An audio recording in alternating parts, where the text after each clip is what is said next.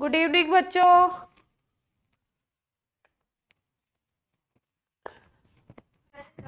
Back side की light on कर दीजिए, लाइट ऑन कर दीजिए।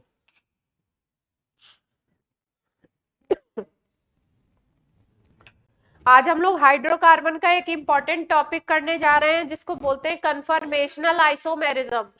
एनसीईआरटी में लास्ट में दिया होगा ये टॉपिक, आई थिंक एनसीईआरटी में ये टॉपिक आपका लास्ट में गिवन होगा। देखा है आप लोगों ने? क्या देखा हुआ है बच्चों? मेरी आवाज आ रही है या नहीं आ रही है? आ रही है। 11th क्लास के बच्चे बताएं, 11th की एनसीईआरटी में देखा ये टॉपिक? जीओसी वाले में है, जो आपका जनरल का चैप्टर है उसमें नहीं, हाइड्रोकार्बन में होगा, जीओसी में नहीं। अच्छा, अभी किसी ने लगता है चैप्टर पढ़ा नहीं है?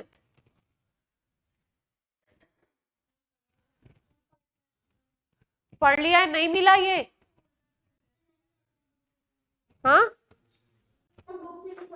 बुक से नहीं पढ़ा है। अच्छा ठीक है, ठीक है, बुक से पढ़िएगा तो मिलेगा आपको। चलिए स्टार्ट करते हैं। कन्फर्मेशनल आइसोमेरिज्म पहले जेई के सिलेबस में साइक्लोहेक्सेन का भी था। अभी जो ये सिलेबस में है वो इथेन और ब्यूटेन के लिए पूछा जाता है और वही सिलेबस में है। तो हम लोग दो मॉलिक्यूल्स के लिए पढ़ेंगे इसको और समझेंगे कि कन्फर्मेशनल आइसोमेरिज्म होता क्या है और कैसे अराइज होता है मॉलिक्यूल के अंदर। ठीक है, देखिए।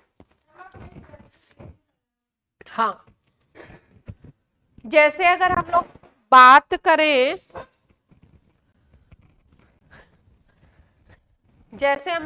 करें, अगर मान लो सिग्मा बॉन्ड की, इसका जो बेसिक कॉन्सेप्ट है वो क्या है? जैसे मान लीजिए कि आप बात कीजिए इथेन मॉलिक्यूल की या आप बात कीजिए एथीन मॉलिक्यूल की, तो इथेन और एथीन के स्ट्रक्चर में डिफरेंस क्या होगा कि इथेन में भाई आपके सिंगल बॉन्ड होंगे और एथीन की अगर बात करो तो एथीन में क्या आ जाएगा? सी डबल बॉन्ड सी आ जाएगा। स्ट्रक्चर में यही डिफरेंस होगा, सी डबल बॉन्ड सी आ जाएगा। ठीक है, तो यहाँ पे अगर हम देखें इथेन के मॉलिक्यूल में तो कार्बन और कार्बन के बीच में सिंगल बॉन्ड है और सिंगल बॉन्ड को हम बोलते हैं सिग्मा बॉन्ड। और अगर हम बात करें यहाँ पे कार्बन और कार्बन के बीच में डबल बॉन्ड है और डबल बॉन्ड में 1 सिग्मा एंड 1 पाई बॉन्ड होता है। आपको पता है ये चीज, ये इंफॉर्मेशन? और जब पाई बॉन्ड का फॉर्मेशन होता है तो पाई बॉन्ड के फॉर्मेशन में आपको मालूम है कि जो ऑर्बिटल्स होते हैं वो कुछ इस तरीके से साइडवाइज ओवरलैपिंग करते हैं, साइड से ओवरलैपिंग होती है इसमें। तो इलेक्ट्रॉन क्लाउड की जो ओवरलैपिंग होती है वो दो तरफ से हो जाती है इस तरीके से। कुछ इलेक्ट्रॉन क्लाउड ऊपर की तरफ बनता है और कुछ इलेक्ट्रॉन क्लाउड ओवरलैप करता है नीचे की तरफ। तो इस तरीके से ऊपर और नीचे दो तरीके से कनेक्शन होता है ऑर्बिटल्स का। ठीक है, यहाँ पे अगर हम लोग देखें तो यहाँ पे जो ऑर्बिटल्स का कनेक्शन होता है वो कुछ इस तरीके से, इसका अगर एक ये ऑर्बिटल है और इसका ये एक है तो यहीं पे इसका कनेक्शन होगा, एक जगह पे ओवरलैपिंग होगी। मतलब ओवरलैपिंग ये कुछ स्ट्रेट वे में हो रही है और यहाँ पे जो ओवरलैपिंग हो रही है वो साइड वाइज ओवरलैपिंग हो रही है, जिसकी वजह से दो जगह से कनेक्ट हो रहे हैं ऑर्बिटल्स, दो जगह इलेक्ट्रॉन क्लाउड ओवरलैप कर रहा है। तो दोनों में बेसिक डिफरेंस क्या है? जैसे एल्कीन का मॉलिक्यूल अगर देखो, ये मॉडल देखो, आप लोग ऑनलाइन वालों को दिख रहा है क्या? ऑनलाइन वालों को विजिबल है, ऑफलाइन वालों को तो दिख रहा है। ये एल्कीन का अगर मॉडल की बात करें अब दिख रहा होगा, ये ऊपर नीचे डबल बॉन्ड है और ये चार आपके बॉन्ड हो गए एथीन के। ठीक है, पिंक कलर के जो दिख रहे हैं। और अगर हम लोग बात करें एल्केन मॉलिक्यूल की तो एल्केन मॉलिक्यूल में क्या होगा कि बीच में जो पिंक दिखाई दे रहा है वो सिंगल बॉन्ड है और तीन बॉन्ड है यहाँ पे हाइड्रोजन वाले, C H C H C H. तो इन दोनों मॉलिक्यूल में डिफरेंस क्या है कि जो दोनों बीच के एटम्स को आप देखिए, इसमें जो पर्पल कलर का बॉल है, इसको अगर कार्बन एटम माने, एक ये और एक ये, तो इनके बीच में सिंगल और सिग्मा बॉन्ड है। सिग्मा बॉन्ड की स्पेशलिटी ये होती है कि सिग्मा बॉन्ड के रिस्पेक्ट में अगर एक को कांस्टेंट रखें और दूसरे को थोड़ा रोटेट करें तो ये रोटेट हो जाता है इजीली। एक को अगर कांस्टेंट रखें और दूसरे वाले को रोटेट करें, या इसको कांस्टेंट रखो इसको रोटेट करो, तो ये रोटेशन इसमें पॉसिबल होता है। लेकिन अगर हम लोग पाई बॉन्ड की बात करें तो पाई बॉन्ड के अबाउट रोटेशन पॉसिबल नहीं होता है, क्योंकि इसमें कनेक्शन जो ओवरलैप जो होती है वो ऊपर और नीचे दोनों तरफ से होती है। तो यहाँ पे अगर हम लोग ओवरलैपिंग की कोशिश करते हैं, जैसे इसको मोल्ड करो, तो ये बॉन्ड ब्रेक हो जाएगा, ये बॉन्ड ही नहीं रहेगा, आपका क्या होगा, बॉन्ड ब्रेक हो जाएगा। तो जैसा कि हमने टॉपिक की बात करी कि हम लोग आज टॉपिक करने जा रहे हैं कन्फर्मेशनल आइसोमेरिज्म। आइसोमेरिज्म वर्ड अगर कहीं पे भी यूज हो जाता है, इसका मतलब ऐसे स्ट्रक्चर्स होंगे जिनका मॉलिक्यूलर फॉर्मूला तो सेम होगा, लेकिन कुछ या तो स्ट्रक्चर में डिफरेंस होगा या तो 3D में उनके ग्रुप्स का अरेंजमेंट अलग अलग होगा। ठीक है, यही बात होती है कन्फर्मेशन में। तो कन्फर्मेशनल आइसोमेरिज्म कहाँ पे प्रेजेंट हो सकता है, जहां पे सिग्मा बॉन्ड हो और सिग्मा बॉन्ड के अबाउट रोटेशन हम करा सके, बॉन्ड का हम क्या करा सके, रोटेशन। जहां पे पाई बॉन्ड होता है वहां पे हम बोलते हैं कि रोटेशन जो है वो क्या है, नहीं हो सकता, रेस्ट्रिक्टेड रोटेशन है, रोटेशन नहीं करा सकते हैं। इसलिए यहाँ पे कन्फर्मेशनल आइसोमेरिज्म का कोई कॉन्सेप्ट नहीं होता, नो कन्फर्मेशनल आइसोमेरिज्म।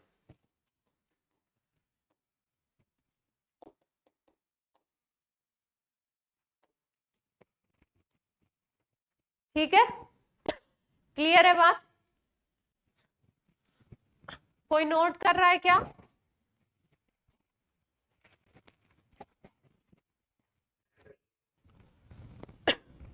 अब अगर हम बोले कि कन्फर्मेशनल आइसोमर हमें बनाने, ड्रॉ करने, तो हम कैसे ड्रॉ करेंगे? देखिए, जैसे मान लीजिए हमें इथेन का ड्रॉ करना है, इथेन में कन्फर्मेशनल आइसोमेरिज्म हमको देखना है। ठीक, तो मान लीजिए कि ये एक कार्बन है, इस पे ये CH बॉन्ड एक, ये दूसरा CH बॉन्ड, ये तीसरा CH बॉन्ड। ठीक, इथेन होता है CH3 सिंगल बॉन्ड CH3, ये पहला कार्बन है, ये दूसरा कार्बन। इसको हमने लिख दिया कार्बन नंबर 1, और अब हम बनाने जा रहे हैं कार्बन नंबर 2।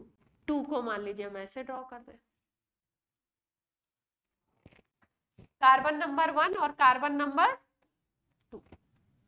ठीक, अब ये आपके क्या है, हाइड्रोजन हाइड्रोजन हाइड्रोजन, क्योंकि CH3 है।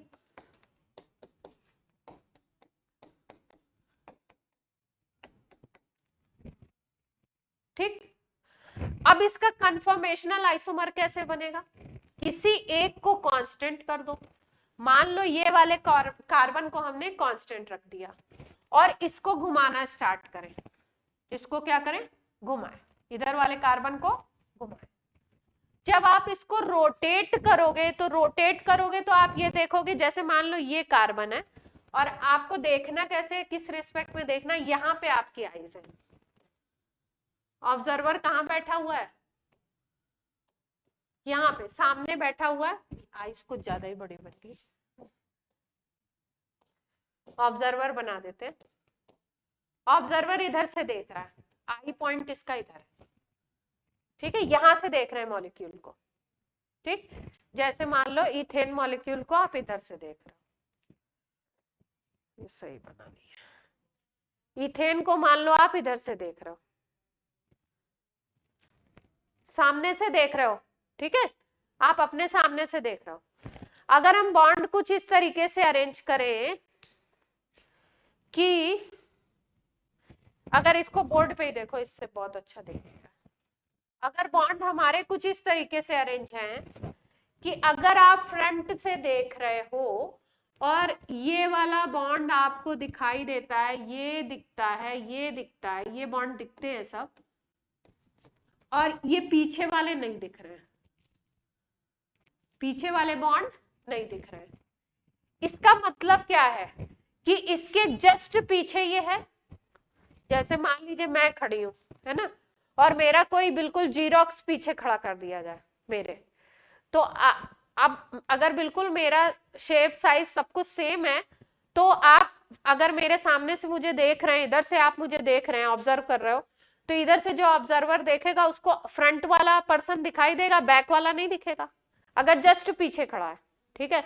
लेकिन अगर मान लो आप, मैं यहाँ पे खड़ी हुई हूँ, है ना, और इधर से हर्ष सामने से मुझे देख रहे हैं, और इधर में मैंने हर्ष अंशुल को बोला कि पीछे ऐसे खड़े हो ना आप कि आप दिखाई नहीं दो, लेकिन अंशुल थोड़े शैतान है, अंशुल ऐसे हो गए, ठीक है, और हर्ष को हेलो करने लगे थोड़ा झुक के इधर होके, तो अब मैं भी दिखूंगी और अंशुल भी दिखेंगे, ठीक है। अब ये डिपेंड करता है कि कितने एंगल पे घूम रहा है स्ट्रक्चर, कभी 60 पे घूम सकता है, कभी 120 पे घूम सकता है, कभी 0 पे, कभी किसी भी एंगल पे आप घुमा सकते हो, ठीक। अब जैसे मान लो ये स्ट्रक्चर था, ये स्ट्रक्चर ऐसा था जिसमें ये वाले बॉन्ड के जस्ट पीछे ये वाला बॉन्ड है, इस बॉन्ड के जस्ट पीछे ये वाला, इस बॉन्ड के जस्ट पीछे ये वाला। बोर्ड में हम इधर सामने से देख रहे हैं इसलिए हमें ऐसा लग रहा है, अगर हम आईज यहाँ पे लगाएं इधर से देखें तो हमको जस्ट पीछे ये, तो पीछे वाला हमें दिखने वाला नहीं। ऐसा जो फॉर्म होता है इसको हम कहते हैं एक्लिप्स्ड फॉर्म। क्या बोलते हैं ऐसे फॉर्म को? एक्लिप्स्ड, जिसमें बॉन्ड जो होंगे, एक बॉन्ड के फ्रंट वाले कार्बन के जो बॉन्ड हैं वैसे ही बॉन्ड उसी एंगल पे बैक वाले कार्बन के भी होंगे। तो जब आप फ्रंट से देखोगे तो बैक वाला आपको दिखने वाला नहीं। जैसे मान लीजिए ये है आपका स्ट्रक्चर, अगर इस पीछे वाले कार्बन के भी बॉन्ड एकदम सेम टू सेम हो तो आप अगर फ्रंट से देखोगे तो पीछे वाले के बॉन्ड नहीं दिखाई देंगे। जब पीछे वाले के बॉन्ड नहीं दिखाई दे, एकदम ओवरलैप कर रहे हो एक तरफ से देखने पे, तो ऐसे फॉर्म को बोलते हैं एक्लिप्स्ड। अब मान लीजिए हमने इसको बैक वाले को किसी एंगल से घुमा दिया, किसी भी एंगल से, मान लो हमने थोड़ा सा इसको घुमा दिया, ये वाला यहीं पे है, बैक वाले को हमने क्या किया, थोड़ा सा घुमा दिया। तो थोड़ा सा आप घुमा दोगे, मान लो हमने पहले था यहाँ पे,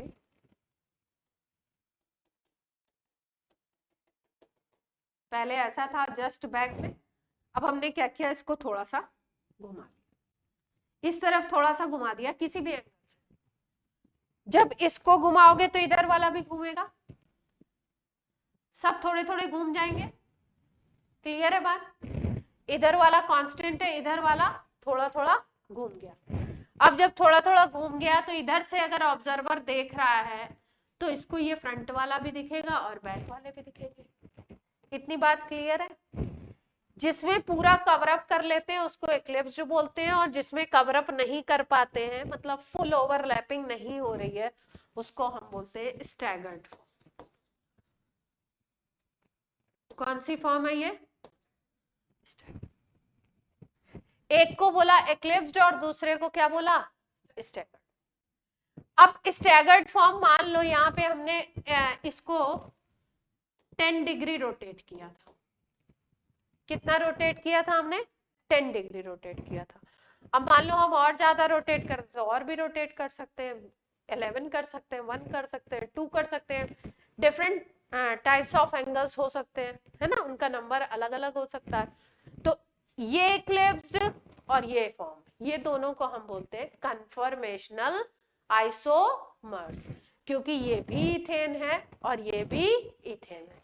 बस डिफरेंस क्या है कि फ्रंट वाले कार्बन को कांस्टेंट रखते हुए बैक वाले को घुमा दिया गया है, या ऐसा भी कर सकते हैं कि बैक को कांस्टेंट, किसी भी एक को मतलब आपको थोड़ा सा रोटेट कर देना है।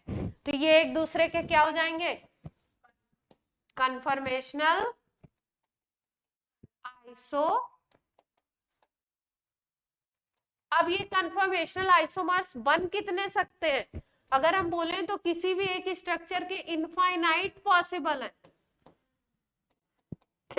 क्योंकि एंगल तो बहुत सारे हैं ना, हम 1 डिग्री से घुमाएं, हम 1.5 डिग्री से घुमाएं, जितने भी आप कितने भी एंगल से इसको घुमाते जाओ, नए नए कन्फर्मर मिलते जाएंगे।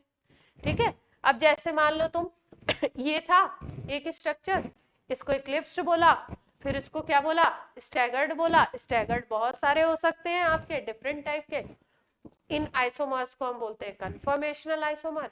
अब आप बोलोगे कि ये जो कन्फर्मेशनल आइसोमर है ये एक दूसरे में कन्वर्ट क्यों हो रहा है, एक दूसरे में ये कन्वर्ट ही क्यों हो रहे हैं, ऐसे के ऐसे क्यों नहीं रहते? तो देखो, अगर हम बात करें इनका कन्वर्जन होता कैसे, इनका कन्वर्जन होता है रूम टेम्परेचर। रूम टेम्परेचर का मतलब है कि आप बाहर का जो एटमॉस्फेयर है उससे ही इतनी एनर्जी मिल जाती है कि एक कन्फर्मर दूसरे में, दूसरा तीसरे में, तीसरा चौथे में कन्वर्ट होता रहता है। ठीक है, तो रूम टेम्परेचर पे ही इसको क्या मिल जाएगी, एनर्जी। रूम टेम्परेचर से ही इसको क्या मिल जाती है, एनर्जी। और एक कन्फर्मर 1 converted into second, second converted into third, third converted into fourth, इस तरीके से बहुत सारे कन्फर्मर हमको मिल सकते हैं। एक को बोला इक्लिप्स्ड, जिसमें पूरी तरह से कवरअप है, जिसमें कवरअप नहीं होगा उसको हम क्या बोलेंगे, स्टैगर्ड। यहां तक की बात क्लियर हुई? अब जैसे कोई मॉलिक्यूल है, ये था, है ना, इथेन का। अब इस मॉलिक्यूल में मान लीजिए कि एक सिचुएशन ये थी, ये वाली थी, है ना, ये पहला कार्बन है, ये दूसरा कार्बन था। अब हमने क्या किया कि इनको घुमाया और कुछ इस तरीके से घुमा दिया हमने। हाइड्रोजन यहाँ पे लिखा है,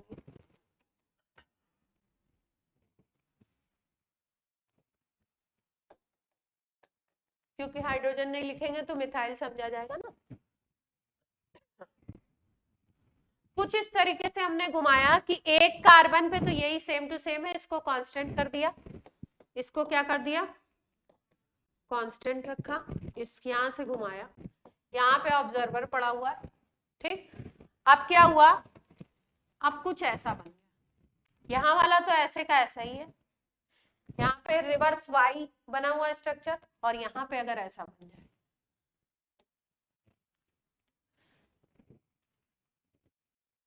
मतलब ऐसे घुमा दिया हमने कि फ्रंट पे क्या हो गया,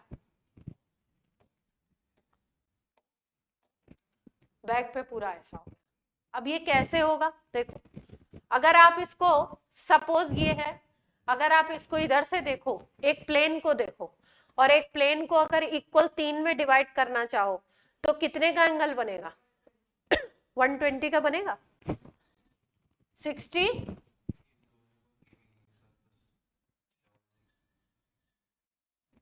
छह कहाँ है, हाँ हाँ हाँ हाँ, सही है, सही, 6 हो गए ना, अगर ये सबको देख ले सेकेंड वाले, हाँ। पर अगर एक ही तरफ से एक को ही देखें, अगर एक को ही देखें तो ये एंगल कितने का है, 120 का दिखाई दे रहा है, ये भी 120, ये भी कितने का होगा, 120। ठीक, अगर ये उठ के यहाँ आ गया, फिर उसके बाद ये अगर इधर आ जाएगा तो ये वाला कहाँ चला जाएगा, इधर, ये वाला कहाँ चला आएगा, इधर चला आएगा। इतना घुमा दिया हमने। तब अगर हमें इतने पे लाना है तो ये क्या होना चाहिए, आप क्या सोचते हो?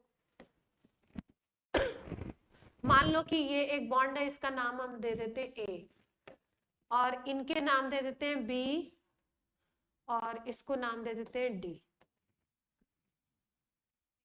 ठीक है, अब इस बॉन्ड को नाम दिया हमने, ये है तो हाइड्रोजन, ये है तो हाइड्रोजन, इसको HA नाम दे दो, इसको HB नाम दे दो, इसको HD नाम दे दो, हाइड्रोजन के नाम दे दिए। ठीक है, अब हमने क्या किया, HA को पूरा घुमा करके नीचे ले आए, HA को हम कहाँ ले आए, इस तरीके से हमने घुमा दिया। तो लगभग लगभग कितना घुमाया, 180 पे घुमा दिया भाई, पहले ऐसे था अब हम यहाँ ले आए, तो इसका मतलब इसको हमने कितना रोटेट कर दिया, सीधे सीधे HA को हमने कितना रोटेट कर दिया, 180 का कर दिया। ये बात सबको क्लियर है या नहीं है? अगर HA को हम बिल्कुल नीचे ले आए हैं तो पहले इस पोजीशन में था, अब कहाँ पे आ गया, इस पे। तो जब एक बॉन्ड 180 पे घूमेगा तो बाकी भी उसके साथ साथ घूमेंगे। इसको 180 पे करोगे तो कहाँ जाएगा, इसके बैक में चला जाएगा भाई। ये इधर है HD वाला तो इधर चला जाएगा, HB वाला इधर है तो कहाँ चला जाएगा, इधर चला जाएगा। ठीक है, अगर एक स्ट्रक्चर बनाकर एक कार्बन की पोजीशन आपको दे दे और बोले कि हम मॉलिक्यूल को 180 डिग्री घुमा रहे हैं और इस तरीके से हाइड्रोजन के नाम दे दें, तो आप रोटेट करके बता पाओगे किस पोजीशन पे कौन सा आएगा।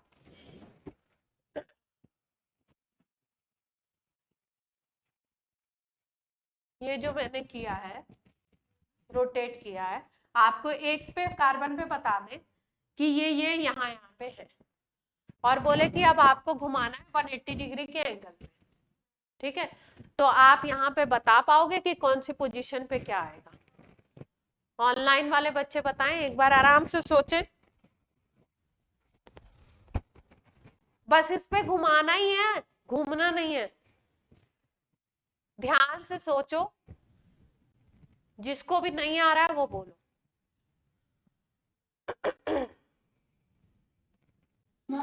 हाँ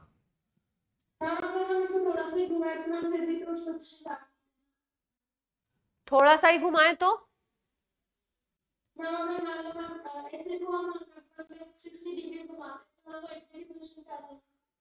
हाँ HB पे आ जाएगा। 60 घुमाओगे तो कैसे, हाँ 60 से आ जाएगा ना। अभी ये 60 यहाँ पे है, अगर हम लोग घुमाएं HB पे लाना है तो 120 पे घुमाना पड़ेगा। इसको कह रहे हो, इसका HB, हाँ इस पोजीशन पे लाना है तो 60 घुमाना पड़ेगा, बिल्कुल। HA को अगर HB पे लाना है तो 60 घुमाना पड़ेगा। कौन, कहाँ एक ही प्लेन में, इधर से देखना है। कहाँ से देखना है, यहाँ खड़े हैं, सामने से देख रहे हैं। ये जो मॉलिक्यूल हमारे पास बना हुआ है इसको देखना है। इसमें सीधा नहीं बना, पता नहीं कैसे बना है, इसका कुछ तो ओरिएंटेशन।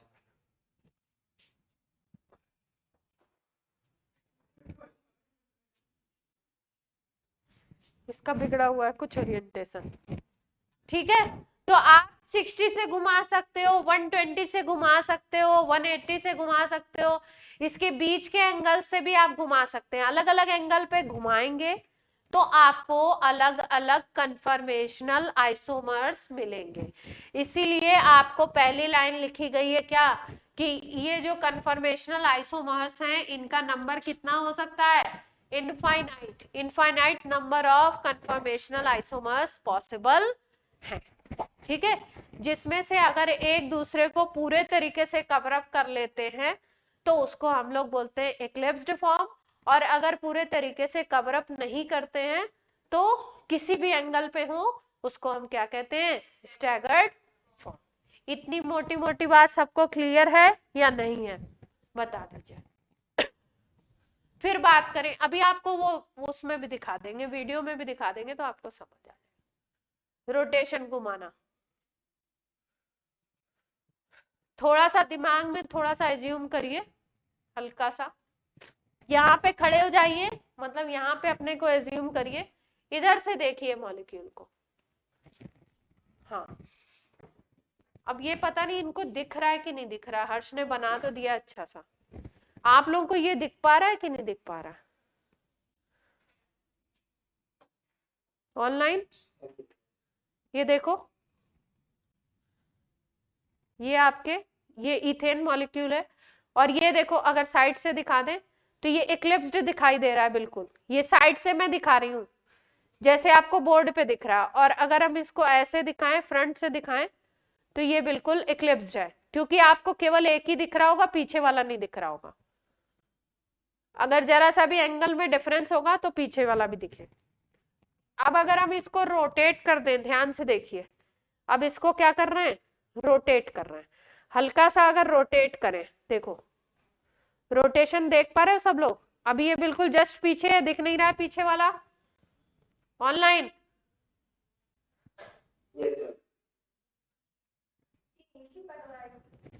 और अब हम क्या कर रहे हैं, आगे वाले को कांस्टेंट करके पीछे वाले को रोटेट कर रहे हैं, देख रहे हो? अभी मान लो मैंने 1 डिग्री 2 डिग्री से किया, अभी मैंने 60 से कर दिया। अभी मैं और कर दूं, इसको घुमाऊं,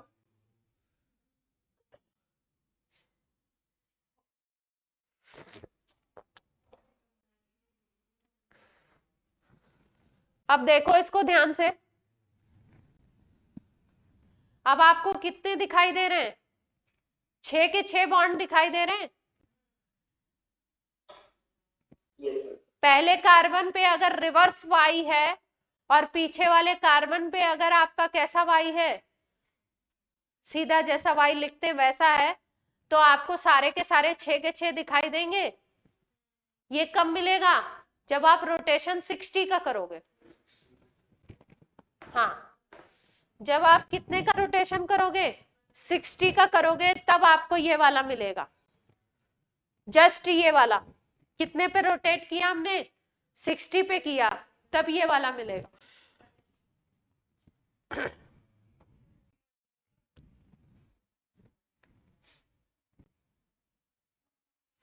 तो रोटेशन कैसे करते, कैसे जो फॉर्म्स मिलती हैं हमको, 60 पे मिलती हैं, 120 पे मिलती हैं, 180 पे मिलती हैं। हाँ, दिखेगा नहीं, फॉर्म तो बोलेंगे, इसको इक्लिप्स्ड बोल देंगे, ठीक है? तो ऐसे जैसे जैसे आगे बढ़ते जाएंगे, वैसे आपको इनफाइनाइट कन्फर्मेशन इनके बीच में भी मिलेगी, ढेर सारी। 0 पे से 60 के बीच में भी कई सारी मिलेगी, इसीलिए हम बोलेंगे कहाँ पे आपका मिलता है, इनफाइनाइट, ठीक है? अब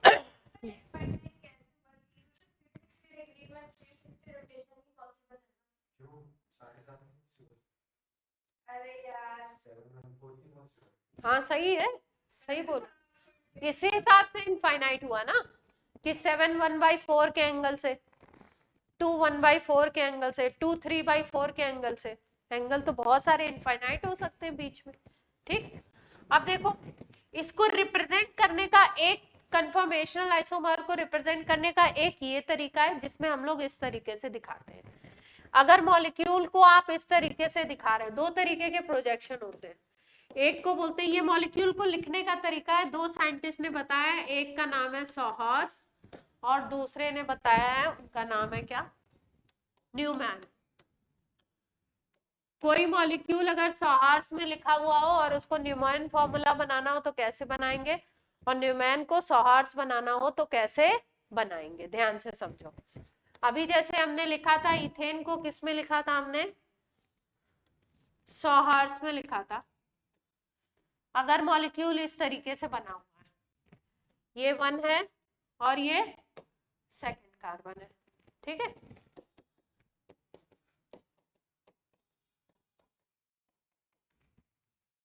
इधर से हम देख रहे हैं, इसको बोलते हैं सॉहर्स प्रोजेक्शन, ठीक? लेकिन अगर आप क्या करो कि फ्रंट कार्बन को आप पॉइंट से डिनोट करो और बैक कार्बन को सर्कल से। क्या याद रखना है? फ्रंट कार्बन को पॉइंट से और बैक कार्बन को अगर आप सर्कल से डिनोट कर दो, तो जो आप फॉर्मूला बनाओगे उसको बोलते हो न्यूमैन प्रोजेक्शन। यहां से आप देख रहे हो, फ्रंट को आपको बनाना है पॉइंट, तो फ्रंट को बना लो पहले। अब आपको बनाना है बैक कार्बन, बैक कार्बन को आपको बनाना है सर्कल। ये फ्रंट कार्बन है, ये बैक कार्बन, मतलब उसी में दोनों को दिखा दिया। ये क्या हो गया? Back carbon. अब ये फॉर्म कौन सी है? अगर ये फॉर्म इक्लिप्स्ड है, इक्लिप्स्ड का क्या मतलब है, इसके जस्ट पीछे ये होगी, ठीक है। तो अगर ये सर्कल वाले कार्बन को हमने सेकंड, इसको सेकंड कार्बन मान लिया या इसको बैक कार्बन बोल दे, और ये जो पॉइंट है इसको हमने बोला फ्रंट कार्बन या वन कार्बन, तो अगर सेकंड वाले के हाइड्रोजन को हमको दिखाना है तो इक्लिप्स में तो दिखेगा नहीं, क्योंकि इक्लिप्स में जस्ट पीछे होगा। आप बोर्ड पे इसको कैसे दिखाएं, तो इसको दिखाने का तरीका क्या होता है कि जस्ट बिल्कुल पास से डॉट डॉट करके दिखा देते हैं, बिल्कुल पास से डॉट डॉट करके दिखा देते हैं, और मतलब यही होता है कि इसके जस्ट पीछे है। अब ये सेकंड वाले के जो हाइड्रोजन है उनको हम ऐसे दिखाएंगे, बिल्कुल जस्ट पीछे दिखा दो, ठीक है, डॉट डॉट करके। हाँ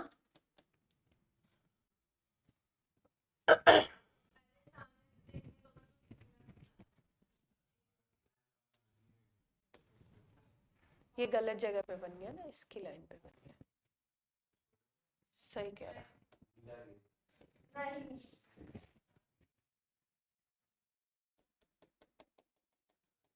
ये बन गया, ठीक है। ये बिल्कुल जब पास में हो, इसका मतलब ये फॉर्म कौन सा है, क्योंकि बोर्ड पे दिखाना पॉसिबल नहीं है, क्योंकि आप पीछे वाले को कैसे दिखाओगे, आप जस्ट जो पीछे है कार्बन को तो इसी में दिखा दिया, पहले को पॉइंट और दूसरे को सर्कल, और बैक कार्बन वाले के जो बॉन्ड है उनको डॉट डॉट से दिखा दिया। तो इसको क्या बोलेंगे, ये फ्रंट कार्बन के हाइड्रोजन है, और यहाँ पे क्या हो गया, बैक कार्बन का हाइड्रोजन। ऐसा प्रोजेक्शन, इसमें आप बाहर की तरफ से देख रहे हैं, हम यहाँ पे खड़े होके देख रहे हैं, बाहर की तरफ से आप देख रहे हो, ऐसा प्रोजेक्शन जिसमें पहले को कार्बन को पॉइंट से, बैक कार्बन को सर्कल से दिखाते हैं, और इस तरीके से बॉन्डिंग को दिखाया जाता है, उसको हम क्या बोलते हैं, न्यूमैन।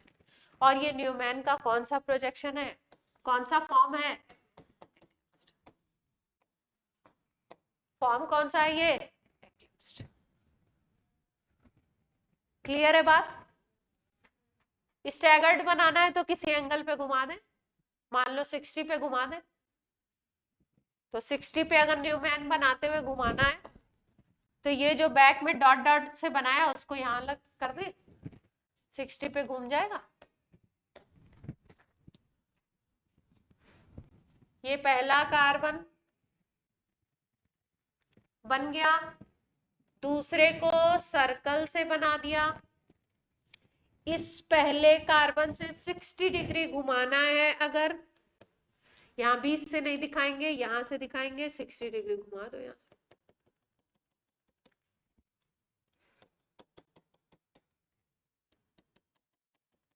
इसके बीच में आ जाएगा बिल्कुल। ये पहले कार्बन के हाइड्रोजन थे,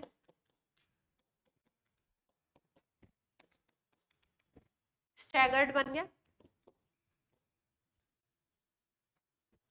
स्टैगर्ड बन गया, और प्रोजेक्शन किसका हो गया, मतलब किसका लिखने का तरीका है ये, क्लियर है बात, पक्का। अब आपसे पूछा जाता है कि आप इक्लिप्स्ड की बात करो, आप स्टैगर्ड की बात करो, तो इसमें कौन सा ज्यादा स्टेबल होगा, कौन सा लेस स्टेबल होगा। अगर इक्लिप्स्ड और स्टैगर्ड की हम बात करें तो कौन सा ज्यादा स्टेबल होगा और कौन सा लेस स्टेबल होगा। इक्लिप्स्ड की अगर बात करो तो जहां पे ये वाला है वहीं पे ये जस्ट पीछे वाला भी है, ठीक है। स्टैगर्ड की अगर बात करें तो दोनों के बॉन्ड में थोड़ा थोड़ा डिफरेंस आ गया। अगर इसको देखो स्टैगर्ड तो एक बॉन्ड यहाँ पे, एक बॉन्ड यहाँ पे। जो आपका स्टेबिलिटी होता है, स्टेबिलिटी किस बेसिस पे डिसाइड होता है, देखिए ध्यान से। स्टेबिलिटी की बात क्या होती है कि अगर कोई सिस्टम ऐसा है जहां पे रिपल्शन कम हो तो वो सिस्टम स्टेबल हो जाएगा, ठीक है। और कोई सिस्टम ऐसा हो जहां पे रिपल्शन बहुत ज्यादा हो जाए, उसकी स्टेबिलिटी अपने आप कम हो जाएगी, वो जल्दी से दूसरे में कन्वर्ट होना चाहे, स्टेबिलिटी उसकी क्या हो जाएगी, लेस। हाँ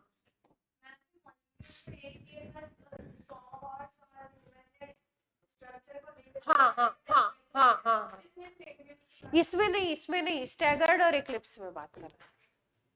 सॉहर्स और न्यूमैन में कोई वो नहीं है, सॉहर्स और न्यूमैन में कोई कंपैरिजन नहीं है, वो तो उनका एक लिखने का तरीका रिप्रेजेंटेशन का है ना। हम बात कर रहे हैं किसी का भी अगर कोई स्टैगर्ड फॉर्म है और किसी का भी कोई अगर इक्लिप्स्ड फॉर्म है तो उसकी स्टेबिलिटी की बात कर रहे हैं। तो स्टेबिलिटी किस तरीके से हम देखेंगे, मान लो हमारे पास ये स्ट्रक्चर, अभी आप लोग कोई भी नोट मत करिएगा, इसके अच्छे नोट्स आपको मिल जाएंगे है ना, आराम से बस चीज को थोड़ा सा समझ लीजिए। ये हाइड्रोजन है, ये हाइड्रोजन है, ये हाइड्रोजन है, दिस इज इक्लिप्स्ड, ठीक। अब दूसरे में हमने क्या कर दिया, दूसरे में हमने चेंज कर दिया, मान लो ये बना दिया, ठीक है। अब अगर बॉन्ड को देखो तो ये बॉन्ड और ये बॉन्ड, ये दोनों बॉन्ड को अगर देखो तो ये दोनों बॉन्ड पास पास हैं बिल्कुल, जब एक दूसरे के बैक में होते हैं बिल्कुल तो पास पास हो।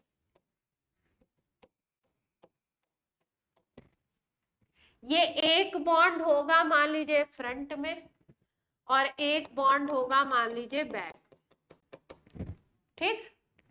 फिर यहाँ पे एक बॉन्ड होगा फ्रंट में और एक बॉन्ड होगा बैक, एक बॉन्ड ये है, एक बॉन्ड ये।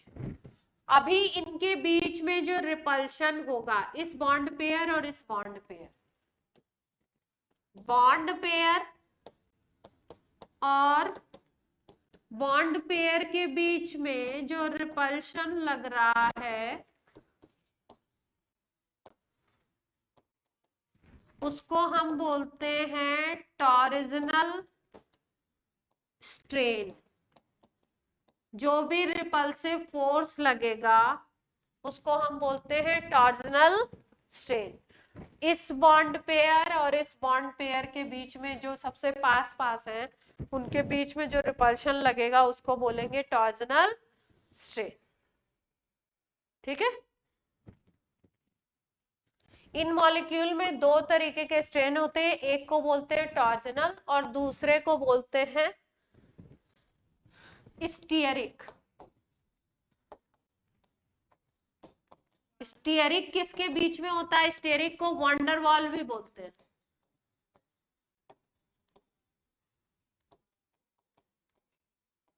स्टीयरिक किसके बीच में होगा, ये जो हाइड्रोजन एटम है, एटम के बीच में जो पास के एटम होंगे उनके बीच में। तो जैसे यहाँ पे है हाइड्रोजन और हाइड्रोजन एटम है, इसका जो साइज है इसकी वजह से, मान लीजिए मॉलिक्यूल में यहाँ पे हाइड्रोजन है, अब यहाँ पे हम मिथाइल लगा दें तो मिथाइल का साइज क्या होता है, बड़ा हो जाता है। तो बड़े बड़े ग्रुप जब पास आएंगे तो उनके बीच में रिपल्शन और ज्यादा हो जाएगा। यहाँ पे नहीं, पर लगेगा कुछ ना कुछ, इस हाइड्रोजन और इस हाइड्रोजन के बीच में भी एक स्ट्रेन लगेगा, एक रिपल्सिव फोर्स लगेगा जिसको बोलेंगे स्टीयरिक स्ट्रेन या वंडर वॉल स्ट्रेन। ये जो बॉन्ड पेयर है पास पास में, इनके बीच में जो रिपल्सिव फोर्स लगेगा उसको हम क्या बोलेंगे, टॉर्जनल स्ट्रेन। अब सीधी सीधी बात समझते हैं कि जो इक्लिप्स्ड फॉर्म है और ये जो स्टैगर्ड फॉर्म है, कोई भी स्टैगर्ड, किसमें से स्टेबिलिटी किसकी ज्यादा होगी और किसकी कम होगी। मान लीजिए हमने इस मॉलिक्यूल को कुछ इस तरीके से घुमा दिया कि ये जो ये वाला था ये आपका दूसरे वाले का यहाँ, ठीक। अब अगर हम बोलें कि इस बॉन्ड और इस बॉन्ड में टॉर्जनल स्ट्रेन है तो बॉन्ड और बॉन्ड में डिस्टेंस बहुत ज्यादा हो गया ना, पहले बिल्कुल यहाँ पास पास में थे, अगल बगल थे, अब दूर दूर हो गए, ऐसे ऐसे हो गए। तो अब यहाँ पे डिस्टेंस अगर देखें तो यहाँ पे डिस्टेंस इतना ही था, यहाँ पे डिस्टेंस क्या हो गया इन बॉन्ड के बीच में, इंक्रीज कर गया। अच्छा, जब डिस्टेंस इंक्रीज हो जाता है तो इलेक्ट्रॉन पेयर आपका दूर दूर हो गया। जब इलेक्ट्रॉन पेयर दूर दूर हो जाएगा तो रिपल्सिव फोर्स कम हो जाएगा, क्योंकि आपको पता है कि फोर्स डिस्टेंस के इनवर्सली प्रोपोर्शनल होता है। डिस्टेंस बढ़ाते जाओगे फोर्स कम होता जाएगा। तो यहाँ रिपल्सिव फोर्स ज्यादा लगेगा, यहाँ पे रिपल्सिव फोर्स कम लगेगा। इसीलिए क्या बोलते हैं, जहां रिपल्शन ज्यादा वहां पे स्टेबिलिटी कम, वो मॉलिक्यूल कम स्टेबल होगा। तो स्टेबिलिटी के टर्म्स में अगर बोले तो इक्लिप्स्ड क्या होगा, लेस स्टेबल देन स्टैग्ड।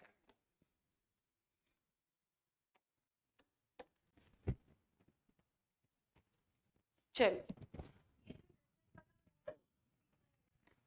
डिस्टेंस वाला जो फोर्स है वो जो बॉन्ड एक ही प्लेन में होंगे ना उनके बीच में लगेगा।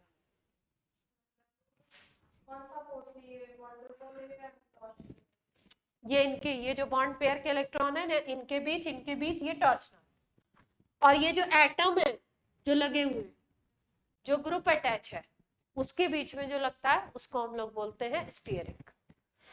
ग्रुप के साइज की वजह से जो लगेगा।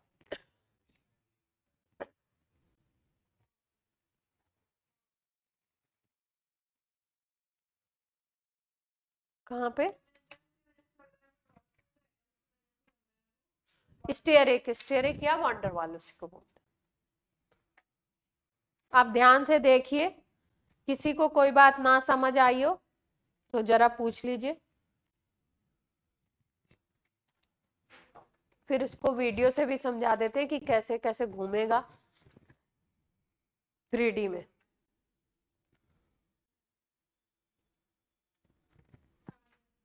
आशय, अंशुल, वेरोनिका, पलक, भूवी, उद्धव, साक्षी, मानवेंद्र। चलिए बोले, आपको अगर बात क्लियर है तो ठीक है। तो आप अभी एक स्ट्रक्चर को घुमाने के लिए बोलती हूँ, आप घुमाइए और जरा बताइए आंसर, तो हम देखें आप घुमा भी पा रहे हैं कि नहीं। सॉहर्स और न्यूमैन में बेसिक डिफरेंस क्या बताया मैंने स्ट्रक्चर में?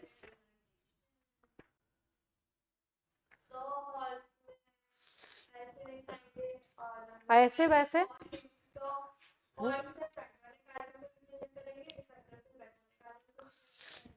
हाँ, न्यूमैन की क्या वो है कि जो कार्बन है वो एक ही जगह पे दिखाए जाएंगे, एक को पॉइंट से कर दो और एक को उसी जगह पे सर्कल से कर दो। लेकिन अगर बात करो किसकी, बात अगर करें उसकी सॉहर्स की, तो सॉहर्स में क्या करना है, अलग अलग दिखाने दोनों को। ठीक है, ऑनलाइन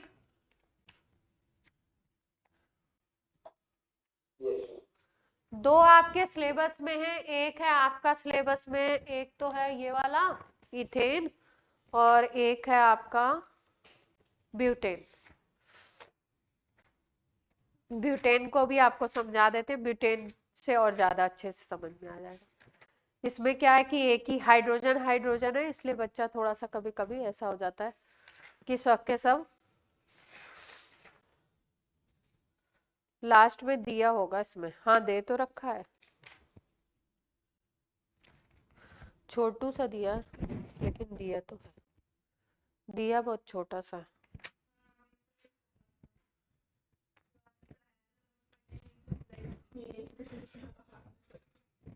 ठीक है, अब देखो अगर हम बात करें टॉर्जनल स्ट्रेन की बात कर ली, इनकी बात कर ली, जिस भी एंगल से आप घुमाओगे, मतलब जैसे मान लीजिए कि ये इसका बॉन्ड पेयर है और ये इसका बॉन्ड पेयर है, अब इसको आपने घुमा दिया 60 डिग्री से, मान लो 120 से घुमा दिया, 50 से घुमा दिया, जिस भी एंगल से घुमाओगे उस एंगल को बोलते हो आप डाईहेड्रल एंगल। क्या बोलोगे उसको? Dihedral angle. जैसे मान लीजिए कि ये दोनों अब एक ही उसमें है, ये वाला मॉलिक्यूल आपको पीछे वाला नहीं दिख रहा होगा। अब इसको मान लो हम घुमा दें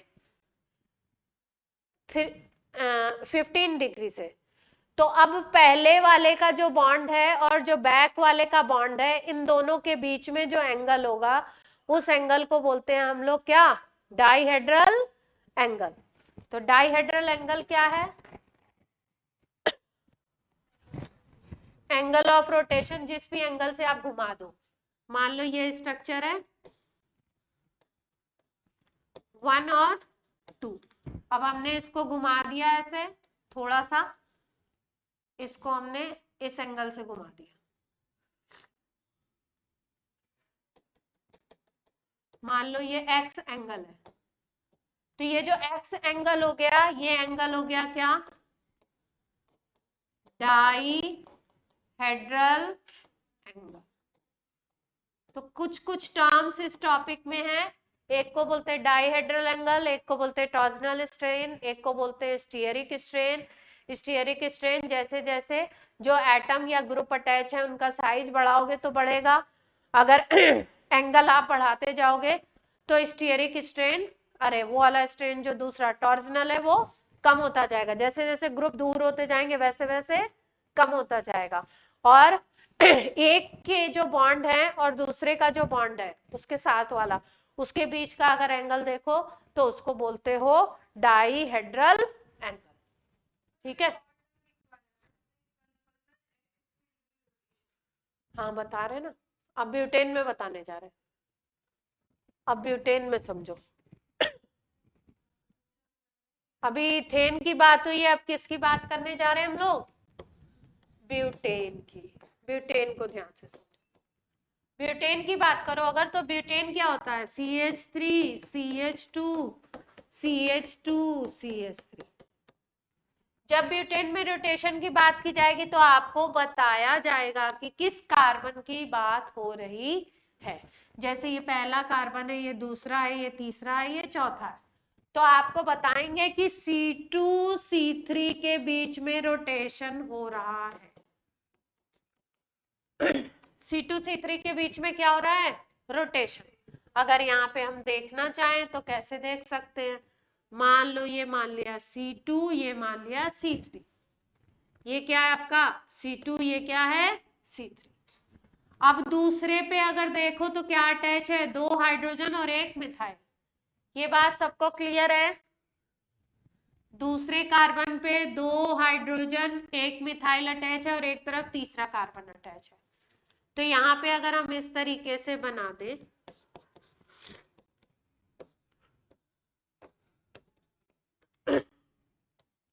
तीसरे पे भी अगर देखो तो 2 हाइड्रोजन और 1 मिथाइल ग्रुप है, देख पा रहे हो,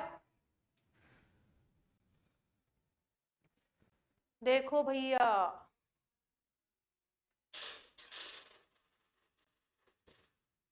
अंशुल क्या दिक्कत है, रिकॉर्डिंग ऑन थी कि नहीं, ये कौन सा फॉर्म होगा, ऑनलाइन, अभी रोटेट नहीं किया, अभी केवल फॉर्म लिखा है, एक फॉर्म बनाया है। तो ये दूसरा कार्बन, दूसरे पे 2 हाइड्रोजन, ये तीसरा कार्बन 2 हाइड्रोजन, ये एक मिथाइल ग्रुप, एक मिथाइल ग्रुप, एक ये वाला मिथाइल ग्रुप लगा दिया और एक इधर ये वाला। ठीक है, स्ट्रक्चर बनाया केवल। अगर फ्रंट से देखें यहां से, इस मिथाइल के जस्ट पीछे ये वाला मिथाइल है, हाइड्रोजन के पीछे जस्ट है ये वाला हाइड्रोजन, इस हाइड्रोजन के जस्ट पीछे ये वाला हाइड्रोजन। क्लियर है बात। तो जब फ्रंट से देखोगे या बैक से देखो तो एक तरफ के ही ग्रुप दिखाई देंगे, पीछे वाले नहीं दिखाई देंगे, क्योंकि मिथाइल को बिल्कुल मिथाइल कवर अप कर लेगा, सेम साइज के हैं, इस हाइड्रोजन को ये हाइड्रोजन बिल्कुल कवर अप कर लेंगे। तो फॉर्म क्या बन गया, इक्लिप्स्ड। और यहाँ पे एक पार्शियल इक्लिप्स्ड भी आएगा, इसलिए इसको हम बोलते हैं फुल्ली इक्लिप्स्ड। क्या बोलते हैं इसको, फुल्ली इक्लिप्स्ड। फुल्ली का मतलब मिथाइल के जस्ट पीछे मिथाइल, हाइड्रोजन के जस्ट पीछे हाइड्रोजन, इस हाइड्रोजन के जस्ट पीछे हाइड्रोजन। आप 60 से रोटेट करते हैं, आप 60 से रोटेट कर रहे हैं। फ्रंट को ऐसे ही बना देते हैं, ध्यान से देखना। फ्रंट को इसी कलर से बना दिया। अब इसको रोटेट कर रहे हैं 60 से।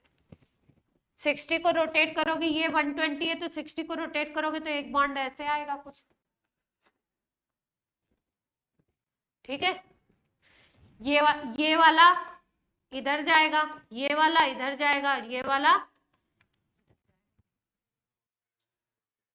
नहीं, पूरा नहीं, मतलब थोड़ा थोड़ा। अगर 60 रोटेट करोगे तो थोड़ा जाएगा ना, इसका हाफ जाएगा ना, इसके बीच में ये आ जाएगा, यहाँ आ गया। अब ये वाले बॉन्ड को आधा रोटेट करो तो ये नीचे की तरफ आ जाएगा। इसको रोटेट कर दिया, यहाँ पे ले आए। इसको रोटेट करेंगे तो यहाँ पे आ जाएगा, ऐसे आ जाएगा। 3 दिखाई दे रहे हैं। ये वाला मिथाइल, ये वाला हाइड्रोजन, ये वाला हाइड्रोजन। कोई दिक्कत?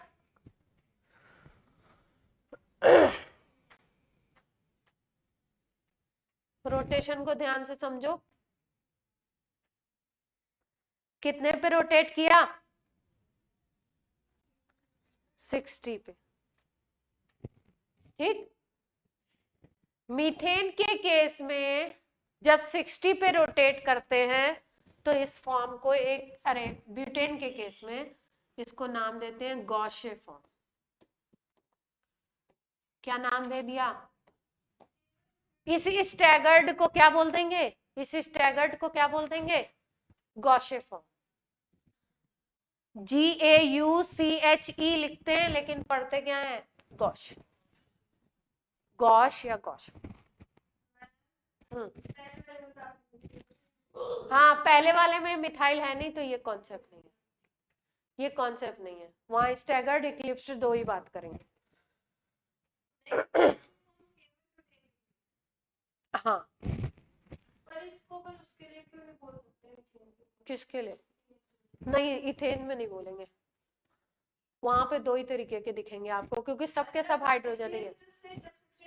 60 डिग्री पे रोटेट करो तो उसको एक स्पेशल नाम दे दिया यहाँ पे। क्या नाम दे दिया? गॉश। 120 पे दूसरा नाम होता है, 180 पे फिर दूसरा। हाँ, 60 रोटेट करना है ना, यहाँ से 60 तो कर रहे हो।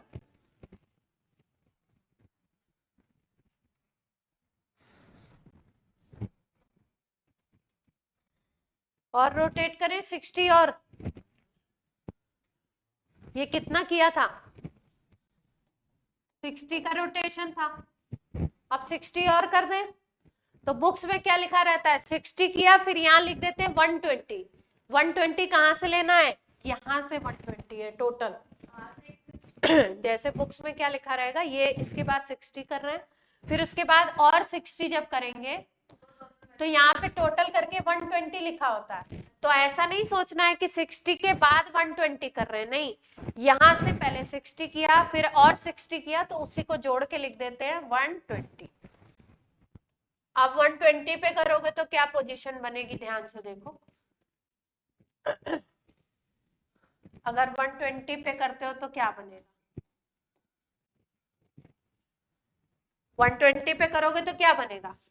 ये जो जगह थी यहाँ पे मिथाइल, ये वाला हाइड्रोजन पूरा यहाँ पे, ये वाला हाइड्रोजन पूरा यहाँ पे, क्योंकि इन तीनों के बीच में एंगल तो टोटल 120 का ही है ना। तो अब मिथाइल की पोजीशन, पूरा मॉलिक्यूल इसी तरीके का बनेगा। मिथाइल की पोजीशन यहाँ, हाइड्रोजन यहाँ, हाइड्रोजन यहाँ। फ्रंट वाले को टच नहीं कर रहे अपन, तो स्ट्रक्चर कुछ ऐसे हो जाएगा। छोटा सा बना रही हूँ, यही बनाना चाहती हूँ इसलिए। यहाँ मिथाइल था, यहाँ हाइड्रोजन था, यहाँ हाइड्रोजन था, यहाँ मिथाइल आ जाएगा यहाँ।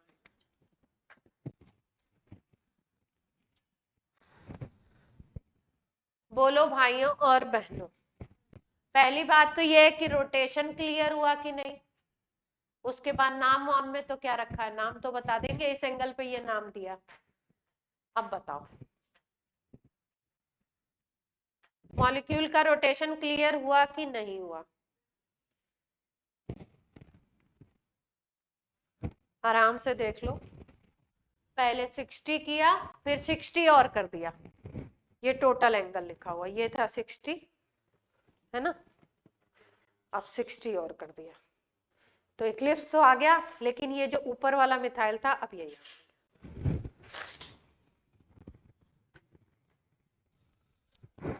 अब आप आगे बोले कि आपको यहाँ तक का क्लियर है, तब हम आगे चले, नहीं तो ध्यान से देख लो। इथेन में केवल 2 ही नाम देते हैं, यहाँ पे और भी आपको नाम आएंगे, एक को बोलते हैं स्क्यू, एक को बोलते हैं स्टैगर्ड, एक को बोलते हैं फुल्ली इक्लिप्स्ड, एक को पार्शियली, अभी एक एंटी भी आएगा, इस तरीके से।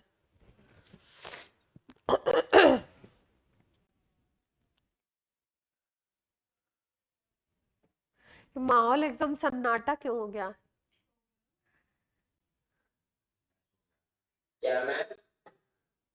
माहौल में इतनी खामोशी क्यों है?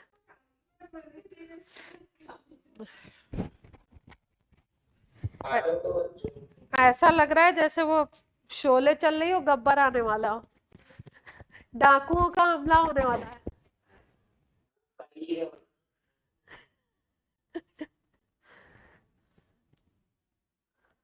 बच्चा पार्टी जल्दी बोल दो, क्लियर हुआ या नहीं हुआ? नहीं हुआ तो भी बोल दो ना। हाँ, जब आप बोलेंगे तभी तो समझ आएगी बात, क्योंकि ये 3D में नहीं दिखाई दे रहा है, तो थोड़ा सा विजुलाइज करने में दिमाग में जोर डालना पड़ेगा।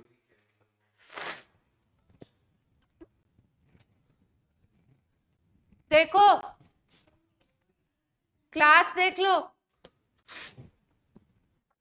एक बॉन्ड के जस्ट पीछे दूसरा बॉन्ड, इस बॉन्ड के जस्ट पीछे दूसरा, इसके बॉन्ड के पीछे जस्ट दूसरा। यहाँ पे मिथाइल के पीछे मिथाइल, हाइड्रोजन के पीछे हाइड्रोजन, इसलिए इसको क्या बोल दिया? Fully eclipsed.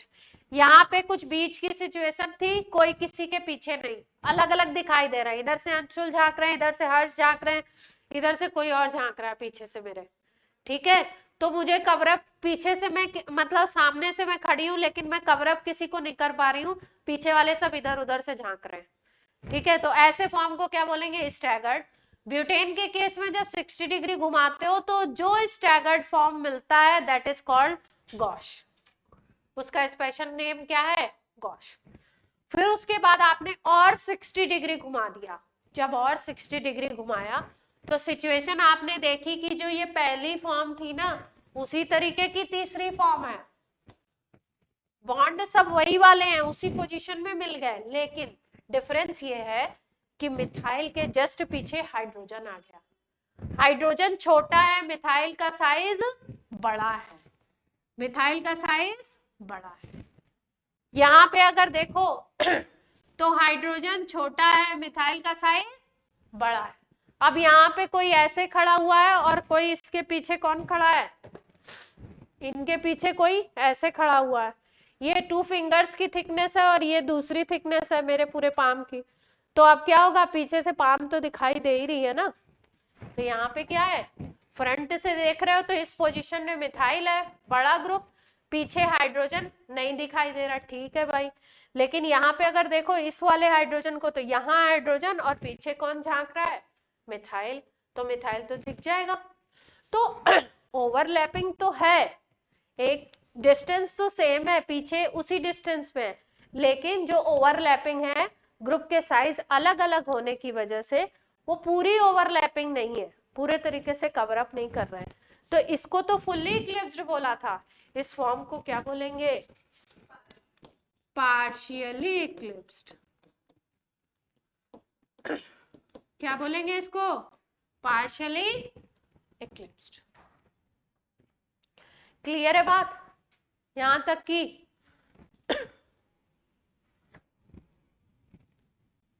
60 और घुमा दे, पहले 60 घुमाया, फिर 60 और 60। अब देखो ध्यान से, अगर स्ट्रक्चर को और 60 उसके बाद फिर रिपीटेड मिलने लगेंगे।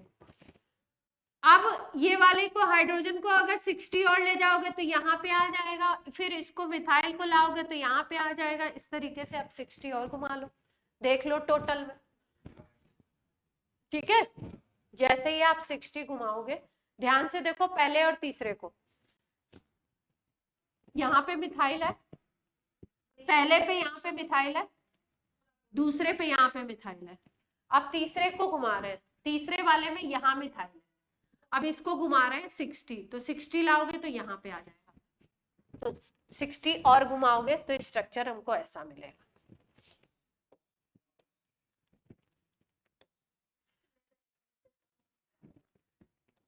सिक्सटी और घुमाओगे तो स्ट्रक्चर हमको कैसा मिल जाएगा, यहाँ पे मिथाइल था, यहाँ पे मिथाइल मिल जाएगा,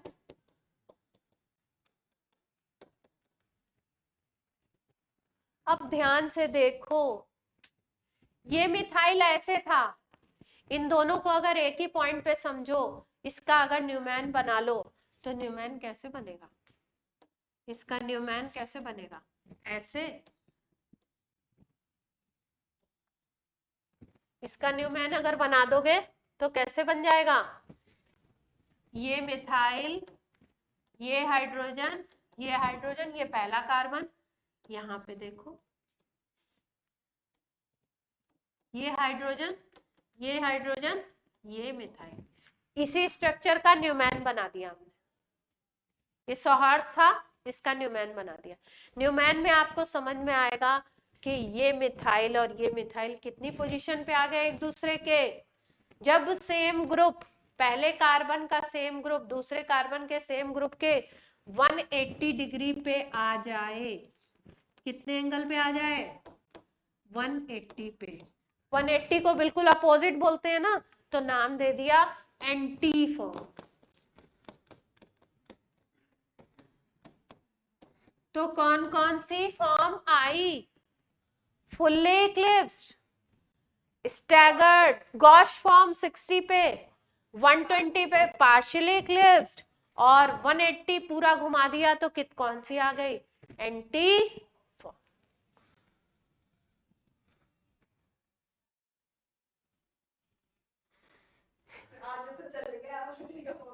इधर सन्नाटा है, बोलो बोलो भैया, जल्दी से बोलो, ऑनलाइन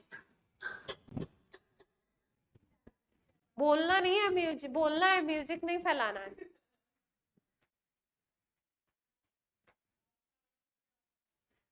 इसके बीच में भी बहुत सारे घुमा सकते थे। कितने नाम मिल गए, 4, कौन कौन से, fully, gosh, partially, and after that anti. Anti में ब्यूटेन के दोनों मिथाइल क्या हो जाएंगे, पहले कार्बन का मिथाइल और दूसरे कार्बन का मिथाइल 180 डिग्री पे आ जाएगा, है ना।